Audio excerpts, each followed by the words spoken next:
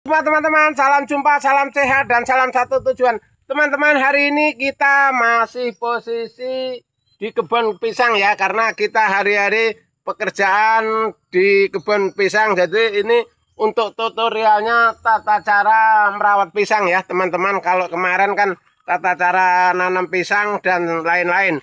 Untuk sekarang ini karena kita dipanggil Pak Agus ya, ini di kebun Pak Agus untuk bagaimana caranya perawatan pisang kan begitu ya. Jadi sebelum tutorialnya teman-teman subscribe, komen dan share ya.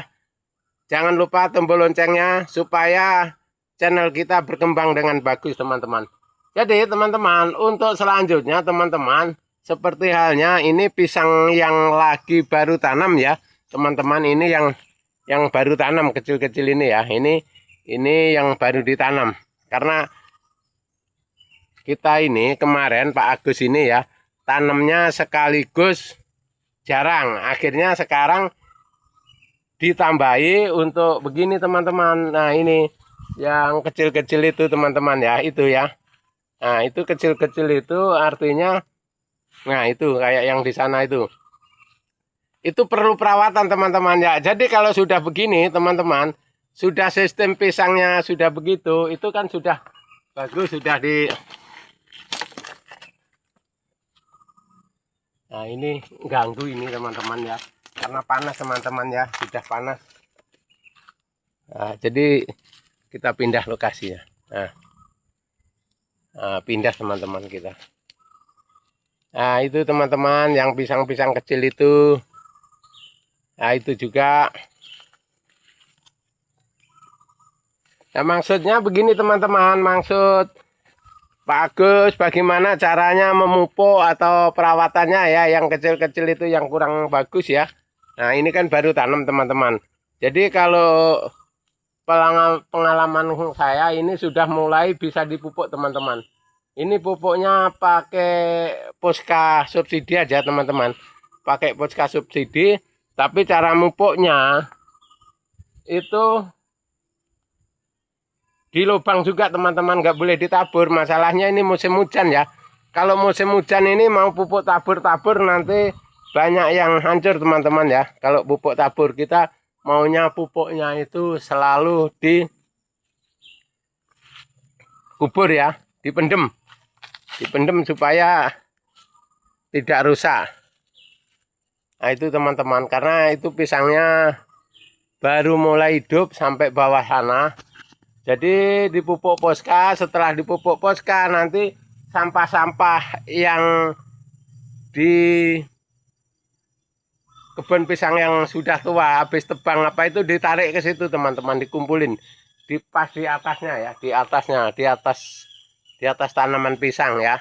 Jadi misalkan ini mujur ke sana di belah sini, di baratnya ya, bukan di atas. Kalau di atas nanti kena pupus ya, itu keliru ngomong teman-teman. Nah itu makanya jadi kita teman-teman segala budidaya kita harus kita pahami supaya hasilnya tetap bagus. Ini kemarin kebunnya Pak Agus ini sudah 2 tahun teman-teman. Nah tapi itu buahnya teman-teman masih mantap-mantap itu buahnya. Nah buahnya masih mantap walaupun pisang 2 tahun teman-teman, buahnya lumayan. Nah jadi karena dia kemarin ukurannya nanam itu teman-teman 10 kali 4 meter, 10 meter kali 4 meter, jadi terlalu jarang. Jadi ini tengahnya dikasih 2 baris lagi ya, 2 baris. Jadi sekarang antara 10 meter ini dibagi 2, terus jaraknya kasih 2,5 meter teman-teman, supaya kita pisangnya buahnya jadi bagus, nggak rusak ya. Kalau kita cara nanam begini teman-teman, kita kan artinya takut lapar ini, takut lapar. Karena yang tua ini nanti belum habis itu sudah panen lagi ya teman-teman ya. Jadi teman-teman tani kalau bisa kita tani itu diusahakan begini supaya kita selalu punya tanaman setiap saat ya. Selalu punya tanaman, kita tidak tergantung sama satu tanaman teman-teman ya. Kita tidak tergantung satu tanaman.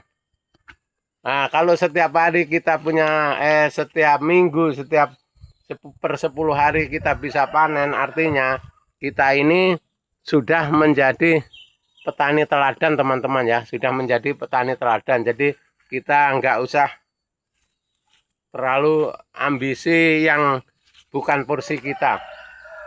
Nah, karena bukan porsi kita apa teman-teman, artinya kita sudah tani ini ya tani aja. Artinya jangan wah ini ada orang pesen kayu sekian kubik kayu jati atau apa kita carikan. Nah itu namanya pengaruh teman-teman ya. Kalau kita ikuti tani kita ditinggal. Nah, ada lagi yang lain begini teman-teman. Ah ini Pak D ada borongan rumah 1 sekian atau rumah 2 sekian. Ini Pak D mau borong aja cari anggota. Nah, akhirnya kalau saya terpengaruh di borongan itu tadi teman-teman, kebun kita ini terbengkalai, akhirnya kita tidak berhasil teman-teman ya. Itu cara kerja kita di pertanian itu yang kita pertahankan teman-teman, pengaruh. Karena pengaruh pertanian ini banyak teman-teman, pengaruh uang besar. Karena petani ini paling cepat uang itu kan 3 bulan atau 2 bulan lah. 2 bulan paling cepat. Nah itu teman-teman. Jadi kalau kita nggak bisa nahan pengaruh untuk keuangan di luar, usaha di luar, kita pasti gagal taninya teman-teman ya. Karena, wah sampai kok 2 bulan lambat betul. Kalau hitung-hitung gini loh. Kita kerja 1 hari 150, kalau 1 bulan udah berapa. Nah kalau 2 bulan udah berapa, ngitungnya ke situ teman-teman. Tapi nggak taunya, namanya kita kerja itu kalau pas kita sehat aja. Jadi kalau kita nanti ada capeknya ada apa kita nggak kerja nggak dapat bayaran juga. Tapi kalau kita tani, kalau udah punya tanaman begini ini kita misalkan nganggur 1 minggu atau 2 minggu kita masih ada hasil teman-teman ya. Itu cuman di situ aja perbedaannya. Kalau hasil tani ini memang kecil, nggak selalu langsung besar, kecil, tapi kalau kita bisa manfaatkan hasilnya, insya Allah kita akan besar juga teman-teman ya. Itu cara hidup di pertanian teman-teman, beda jauh sama yang di luar pertanian ya. Karena jenis usaha itu teman-teman, zaman sekarang ini paling banyak judulnya, paling banyak peluangnya ya. Peluang untuk kita usaha itu sekarang zaman modern ini sudah luar biasa teman-teman. Apalagi bidang tani ini apapun yang kita tanam di Kalimantan ini laku dijual teman-teman. Nggak ada ceritanya oh ini nggak laku. Zaman saya datang dulu teman-teman, sayuran itu nggak laku, pisang nggak laku, tapi alhamdulillah untuk 2000 sekian itu alhamdulillah teman-teman ya. Mulai 2010 atau 2015 ke atas ini itu sudah mulai normal semua ekonomi di Kalimantan ini, semua tanaman laku, tinggal orangnya yang belum minat nanam teman-teman. Jadi sehingga kadang-kadang kekurangan yang dari Sulawesi kurang, yang dari Jawa kurang, akhirnya tanaman di Kalimantan timbul harganya selangit ya, termasuk cabai sampai ratus-ratusan harganya. Itu tadi teman-teman, karena Kalimantan petaninya masih kurang.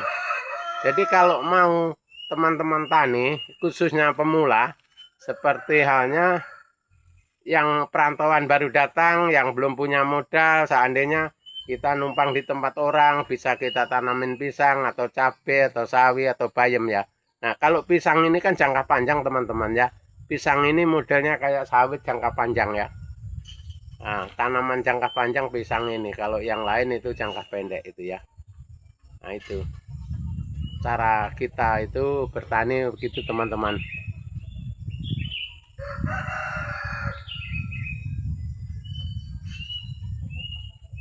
Nah itu Pak Agus mau mulai makan ayam.